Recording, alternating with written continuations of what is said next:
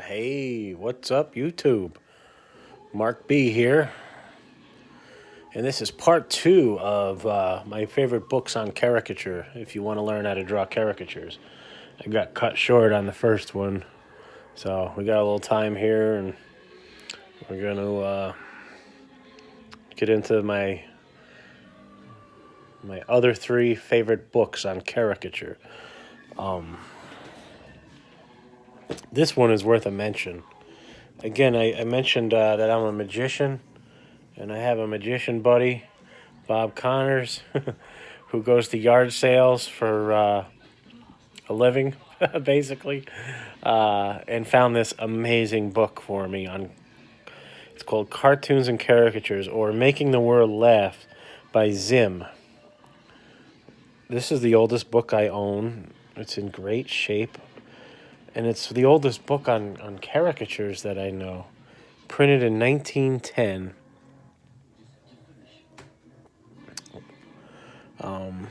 This is a true gem. Bob is so awesome for finding this for me. This is a guy named Eugene Zimmerman,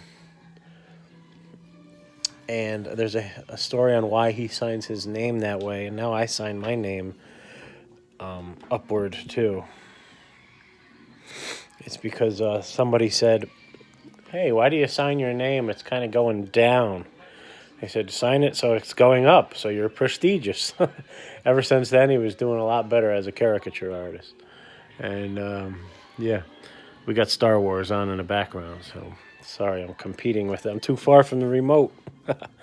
Anyway, this book, if you can get this or find it, just the stories in here alone about how Eugene Zimmerman, there he is there, wound up residing in Horseheads, New York, how he got started, all kinds of jobs as a baker, as a sign painter, and then as a newspaper cartoonist, caricaturist. And there seems to be a correlation of sign painters and caricature artists. I don't know why. And he actually talks about the business of caricature. And speaking of sign painters, also you're going to want to get a book on Jack Davis and Hota, about face, Hotalil, sign painters. Yeah, here's my sign painters book. If you want to be a sign painter, freaking awesome. I can't really get to it right now because I'm a pack rat. I thought about getting into sign painting, but not yet. I do a little bit, like, not really, but just I did a few. Anyway, back to the book on Eugene Zimmerman. He talks about the business of art, the business of, you're in the funny business. You're a humorist. And he talks about all you have to invest is the time to draw, and invest in paper, markers, and ink, and crayons if you want, Conti crayons. Whereas the average businessman has to rent a shop, get insurance for the shop, carry thousands of dollars of stock, pay employees, pay rent, just to hopefully make $100 a week in profit back then in 1910. Whereas as a caricature artist, he talks about, getting just even $100 per week or $25 per week. This is the caricature artist of the past and the caricature artist of the present. It's pretty cool. So, tools of the trade are pretty much similar to what we use today, what I use today. He talks about how to get to an art editor. So this is a book really worth mentioning. And God, I read this, and it's funny. He talks about the Hebrew Jew nose and the Irish Mick chin and tiny nose. I'm Irish. I can talk about us like that. And it's really kind of like, not racist, but I mean, they even got the N-word in here. If I can find it, it's like Crazy the way things were back then, like blackface. But here's where he talks about being a sign painter. Seems to have played a prominent role in the lives of men who achieved fame in art and literature. He talks about relaxing, also captions, keeping a notepad by your bed, and definitely this one is important. Your layout, how all these lines intersect with each other, and it just looks pleasing to the eye. Whereas if you just drew them all straight, it wouldn't look pleasing to the eye. All about jokes, about hands and gestures. This is just an awesome book on cartooning in general. You know, I really, really treasure this book. So yeah, if you can find this, I don't know where you would. I looked online and I couldn't find it.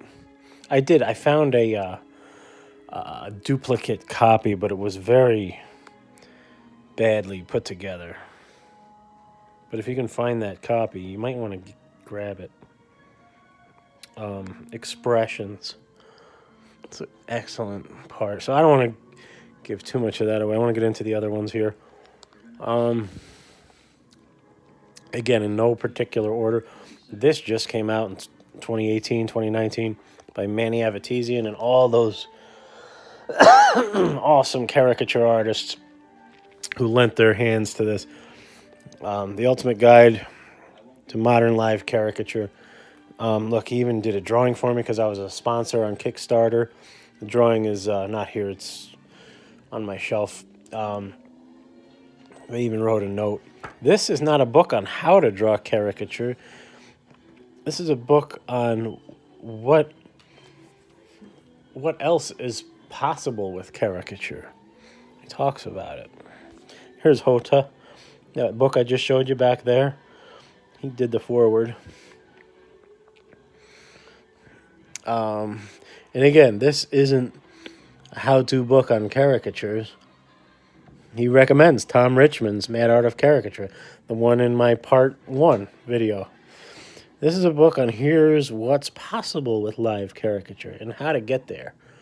So, don't want to give too much of this away. I want you to go buy it and support all the artists who took the time to put everything in here. Hopefully someday I can get half as good as some of these guys. My favorites are Paul Avenize and Manny Avetizian, of course. I like some of these Asian guys. I find their style similar to mine, as did Elgin Subway Surfer Bowling, said that my style was kind of like the Asian guys. But Joe Bloom, it's funny because the book I have after this is Joe Bloom, Tom Richmond. So this is how these artists saw that model. Okay? And their approach to it. And that's what a lot of this is. And a lot of it is also caricature stories. Stories from the caricature booth. I don't work at a theme park. There is one about an hour north of here, Six Flags Lake George, Six Flags New England here, which I thought about doing just to get the volume of, God, I love that. It's amazing, that head shape. I thought about doing it, but I mainly do private parties and private gigs. But a lot of these guys are park artists and retail artists. I always thought about maybe going retail. I don't know. Anything's possible, right? I love the journey I'm on so far. So again, get this book. It's really cool. A lot of these guys are on Instagram, which I have already been following anyway, and to see the book come out with, I was like, whoa, how cool is that? And the last one, and not least, but I'm going to say it's probably my favorite book on caricature, and I don't know why. Joe Bloom's Rejects. you can get this, you need to get it. Pardon me, I'm getting over being sick here. I don't know why I like this. I guess I like it because it's from a theme park. All the rejects from a theme park. So it's by Joe Bloom. First edition, 2007. These are all the ones that the people didn't want to pay for, apparently. I mean, just amazing. I mean, look at that. Look at the background. I mean, even the hands, the roller coaster. Why wouldn't they want it? That's freaking awesome. I think caricature. I hate the word caricature, by the way. I freaking hate it. I hate the word caricature. I think it puts you in a box. But hey, it is what it is. I've always drawn my teachers in high school. They were just kind of like my drawings, like cartoons. I don't know.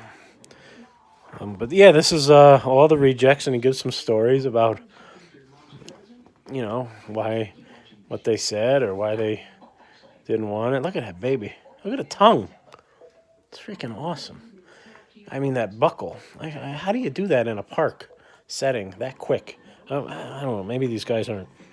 I think these guys are taking 20, 30 minutes to do these. I don't know. Because I'll tell you right now, where I am in Albany, New York, when these people sit down for me, they have zero fucking patience. And I mean zero. One of my favorite ones. They do not want to sit there for more than 5 minutes. They are antsy. They want to get up because it's free for them. It's already been paid for by the host. So I think maybe that's why these park guests are willing to sit longer. Maybe. I'm just guessing. I have no idea. Somebody could comment and help me out on that. It would be great. I'm trying to find my favorite one in here. That's one of my favorites. But my favorite one in here.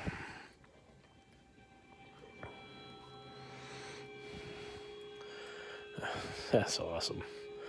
These are just so awesome. Look at how red that kid's face is. I mean, Jesus. Freaking, that one's great. He said he was going to punch him in the head after that guy saw that drawing. I can't find my favorite one. Here it is, right here. This is my favorite one in the whole book. I don't know why. I love the shape of the wideness of her face and the squashed chin and the close eyes. What Tom Richmond says in his workshop, and I hate to give it away, but definitely go and go to the ISCA convention. You want to get as far away from a normal head shape as possible. That's what Tom says. And I think that'll make a successful caricature. I mean, look at angles, too. Look at that straight chin line mixed with the curve of the cheek.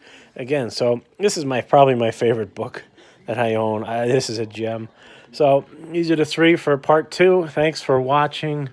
Please subscribe and go out and draw live, whether it's urban sketching, just sketching buildings. If you want to get used, if you're uncomfortable with drawing live, look at Elgin's Subway Surfer Bowling's videos.